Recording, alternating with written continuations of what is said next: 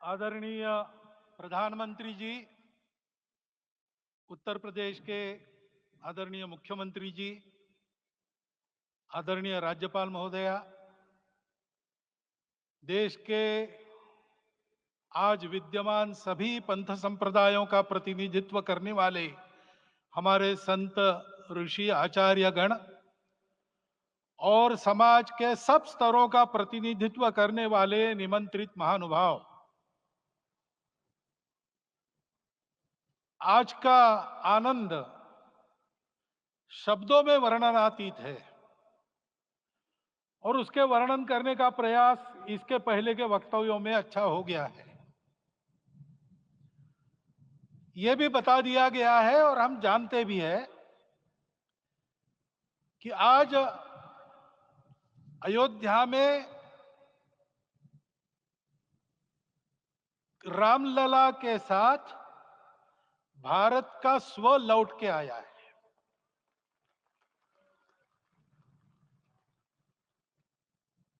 और संपूर्ण विश्व को त्रासदी से राहत देने वाला एक नया भारत खड़ा होके रहेगा, इसका प्रतीक आज का कार्यक्रम बन गया है। ऐसे समय में आपके उत्साह का, आपके आनंद का वर्णन कोई नहीं कर सकता। हम यहां पर अनुभव कर रहे, पूर्ण देश में यही वातावरण है। छोटे छोटे मंदिर के सामने दूरदर्शन पर इस कार्यक्रम को सुनने वाले हमारे समाज के करोड़ों बंधु, वहां पहुंच न पाए ऐसे घर घर के हमारे नागरिक सज्जन, माता भगिनी, सब भाव विभोर है, सब में आनंद है, सब में उत्साह है। और ऐसे समय में जोश की बातों में थोड़ी सी होश की बात करने का काम मुझे ही दिया जाता है। आज हमने सुना कि इस प्राण प्रतिष्ठा महोत्सव में पधारने के पूर्व प्रधानमंत्री जी ने कठोर व्रत रखा। जितना कठोर व्रत रखने को कहा था, उससे कई गुना अधिक कठोर व्रताचरण उन्होंने किया। मेरे पुराना उनसे परिचय है, मैं जानता हूं वो तपस्वी है ही, परंतु वो अकेले तप कर रहे हैं, हम क्या करेंगे। अयोध्या में रामलला आए, अयोध्या से बाहर क्यों गए थे? रामायण में क्यों गए थे बाहर? तो अयोध्या में कलह हुआ। अयोध्या उस पुरी का नाम है जिसमें कोई द्वंद्व नहीं, जिसमें कोई कलह नहीं, जिसमें कोई दुविधा नहीं। वो हुआ 14 वर्ष वनवास में गए। वो सब ठीक होने के बाद दुनिया के कलह को मिटा के वापिस आए। आज रामलला वापस फिर से आए हैं 500 साल के बाद। जिनके त्याग, तपस्या, प्रयासों से ये सोने का दिन आज हम देख रहे, सुवर्ण दिवस देख रहे, उनका स्मरण प्राण प्रतिष्ठा के संकल्प में हम लोगों ने कहा, आपने सुना हो, स्मरण किया। उनकी तपस्या को, उनके त्याग को, उनके परिश्रम को शत बार, सहस्त्र बार, कोटि बार नमन है। रामलला के यहां इस युग में आज के दिन फिर वापस आने का इतिहास जो जो श्रवण करेगा वो राष्ट्र के लिए कर्म प्रवण होगा और उसके राष्ट्र का सब दुख दैन्य हरण होगा। ऐसे इस इतिहास का सामर्थ्य है। परंतु उसमें हमारे लिए कर्तव्य का आदेश भी है। प्रधानमंत्री जी ने तप किया, अब हमको भी तप करना है। राम राज्य आने वाला है, वो कैसा था? दैहिक दैविक भौतिक तापा, राम राज नहीं कहु व्यापा। सब नर करहि परस्पर प्रीति, चलहि स्वधर्म निरत श्रुति नीति। सब निर्दंभ धर्म रत पुनि, नर अरु नारी चतुर सब गुनी। सब गुणज्ञ पंडित सब ज्ञानी, सब कृतज्ञ नहीं कपट सयानी। राम राज्य के सामान्य नागरिकों का जो वर्णन है, हम भी इस गौरवमय भारतवर्ष की संतानें हैं। कोटि कोटि कंठ उसका जयगान करने वाले हमारे हैं। हमको इस प्रकार के व्यवहार को रखने का तप आचरण करना पड़ेगा। हमको भी सारे कलह को विदाई देनी पड़ेगी। छोटे छोटे परस्पर मत रहते हैं, छोटे छोटे विवाद रहते हैं, उसको लेकर लड़ाई करने की आदत छोड़ देनी पड़ेगी। आखिर है क्या? ये बात बताई। वो सामान्य नागरिक कैसे थे? निर्दंभ, प्रामाणिकता से आचरण करने वाले, केवल बातें करने वाले नहीं और बातें करके उसका अहंकार पालने वाले नहीं थे। काम करते थे, आचरण करते थे और अहंकार नहीं था, ऐसे वो थे।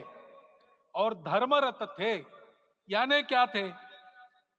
इस पर कठिन भाषा में प्रवचन बहुत लंबा हो सकता है, लेकिन थोड़े में धर्म के जो चार मूल्य जिनकी चौखट पर धर्म है, ऐसा श्रीमद् भागवत में बताया है, सत्य करुणा शुचिता तपस, उसका आज हमारे लिए युगानुकूल आचरण क्या है?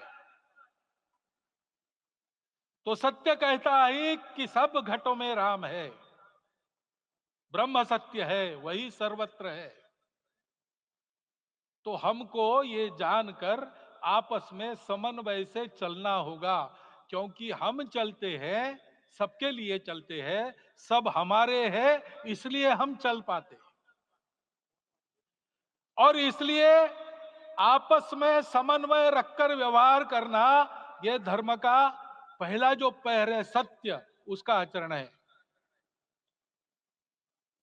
करुणा दूसरा कदम है, उसका आचरण है सेवा और परोपकार।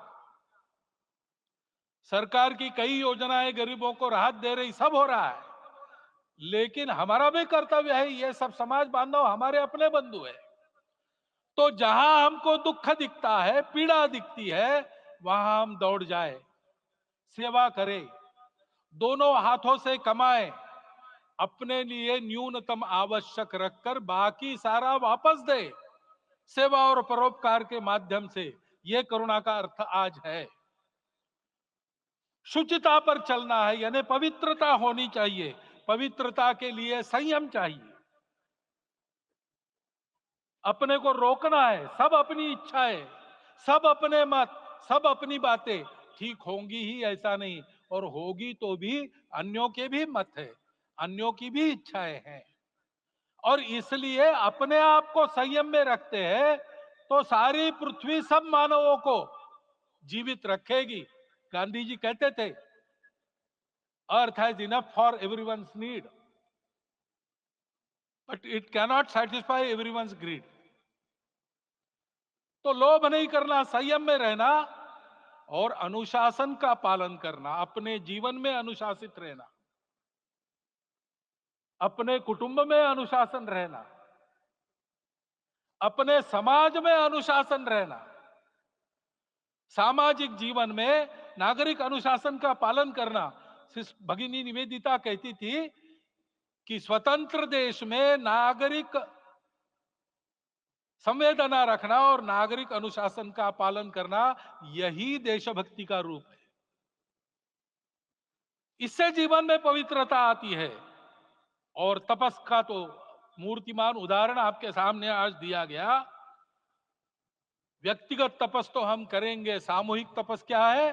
संगच्छध्वम संवदध्वम सम वो मनांसी जानता। हम साथ चलेंगे, बोलेंगे आपस में, उसमें से एक सहमति का संवाद निकालेंगे, एक ही भाषा बोलेंगे, वो वाणी मन वचन कर्म समन्वित होगा और मिलके चलेंगे, अपने देश को विश्व गुरु बनाएंगे। ये तपस हम सबको करना है। 500 वर्षों तक अनेक पीढ़ियों ने लगकर परिश्रम करके प्राणों का बलिदान देके खून पसीना बहाकर आज ये आनंद का दिन सारे राष्ट्र को उपलब्ध करा दिया।